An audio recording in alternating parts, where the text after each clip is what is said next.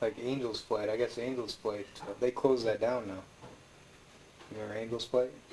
I've read about it, that some guy got killed on it. Yeah, they closed it down a few years ago.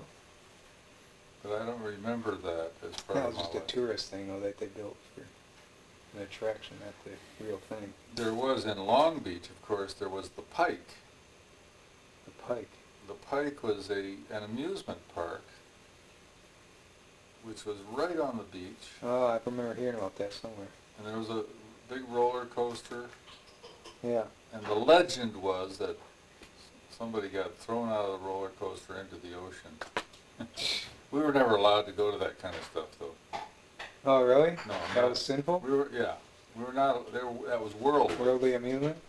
We were not allowed to go to amusement parks or carnivals or any of that stuff. Wow.